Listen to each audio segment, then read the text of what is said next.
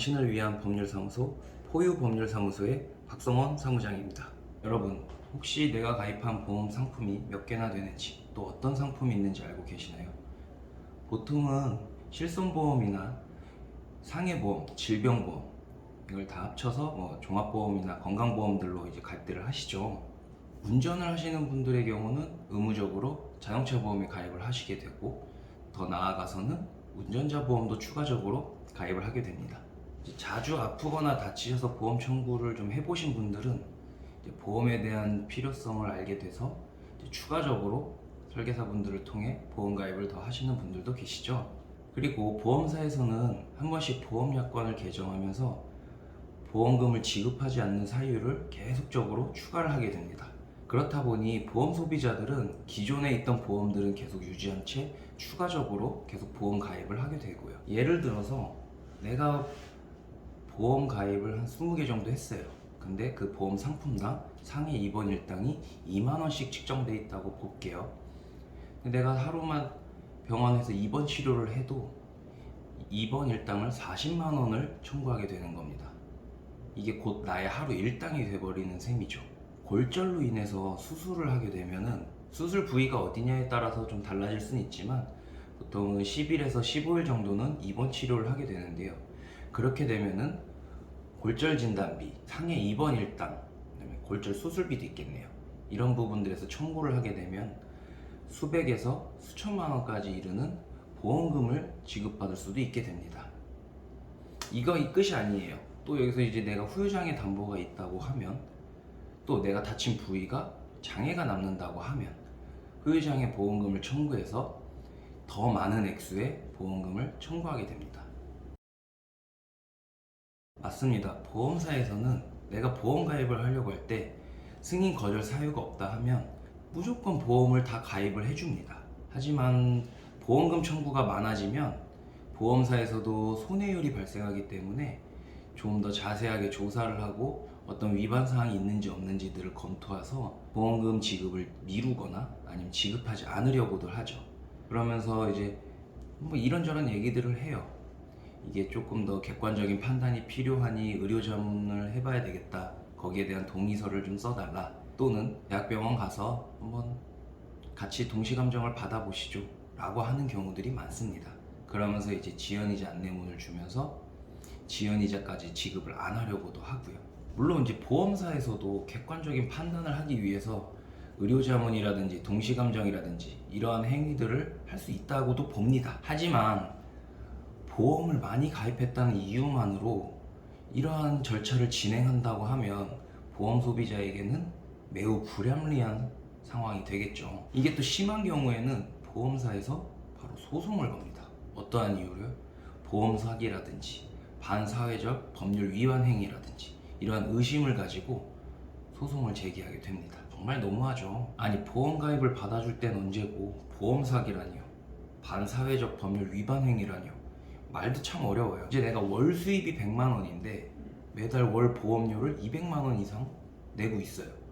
아니면 통원 치료로도 분명히 치료가 가능해. 누가 봐도 그렇게 보이는데 왜 주기적으로 너무 반복적으로 입원 치료를 하는 분들이 있고, 특정 기간에 한 설계사에게 너무 많은 보험을 가입했다든지 이러한 경우면 보험사에서도, 아니 또 다른 사람들도 의심을 해볼 수는 있어요. 그렇지 않은 경우에도 보험사에서는 일단은 의심부터 하고 소송을 건다든지 보험금 지급 거절을 한다든지 이런 식으로 계속 미뤄요.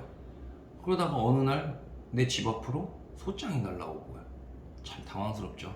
이러한 경우 보통 사람들은 내 집에 소장이 날라오고 보험사에서 사기다, 법률 위반이다 이렇게 내용이 막 써 있으면 내가 진짜 뭘 잘못했나? 이런 착각까지 들기도 합니다. 이때 보험사에서 쓱 연락이 옵니다. 근본에 청구하신 보험금은 저희가 최대한 맞춰서 드릴 테니 이후 보험 계약은 해약하시죠. 저희가 소송 제기한 것도 취소하겠습니다. 이런 식으로 화해 요청을 합니다. 그렇게 되면 단 한 번도 재판을 받아본 적 없는 사람들은 이걸 내가 어떻게 해야 되지, 변호사를 어떻게 구해야 되지 부터 시작해서 막 당황하게 되고 내 일도 안 잡히고, 그러다가 결국에는 보험사의 주장대로 그냥 따라가게 되는 거예요. 그러면서 결국 나만 피해를 보게 되는 거죠. 아까 제가 뭐라 말씀드렸죠? 보험사에서는 보험 사기이다, 반사회적 법률 위반 행위다 라는 걸로 소송을 제기하는데, 이거는 일단 의심에서 시작이 되는 겁니다. 단순 의심만으로 소송을 일단 제기하고 보는 거예요. 보험사에서 이런 부분을 의심해서 소송을 제기했다면 그 부분에 대한 입증 책임은 모든 보험사에게 있습니다. 보험사에서 내가 잘못했다라는 증거를 가지고 입증을 해야 그 죄가 성립이 되는 거고 보험 해약도 할 수 있는 겁니다. 대법원 판시 내용을 한번 볼게요. 보험계약자가 보험금을 부정 취득할 목적으로 다수의 보험계약을 하였는지를 직접적으로 인정할 만한 증거가 없다면 적어도 보험계약자의 직업, 재산 상태, 다수 보험계약의 체결 시기와 경위, 체결 후의 정황 등등 여러 사정에 기초하여 그와 같은 목적을 추인할 수 있다 라고 판시하고 있습니다. 그러면 이전에 저희가 진행했던 사례를 한번 보여드릴게요. 20개의 다수보험을 가입하셨고 사고로 보험금을 청구하였다가 보험사에서 고지의무 위반, 다수보장성 보험에 집중적으로 가입하여 부정취득을 목적으로 보험계약을 체결하였다고 소송을 제기한 사건이 있었습니다. 사실 소송이 진행될 당시에만 해도 다수보험 가입 이력이 있어 피고 측 주장이 인용될 것처럼 보였지만 저희 변호사님이 관련된 자료를 면밀하게 검토하여 보험사 측이 사실관계를 제대로 파악하지 못하고 있음을 알게 되었고, 재판부에 보험사 측이 오류를 범하고 있음을 상기시키며 반박하셨습니다. 보험사 주장들에 대해 변호사님은 보험사의 법리 오해나 해지권의 행사 기간이라든지 등등 여러 가지를 입증하여 재판에서 승소를 하게 되었습니다.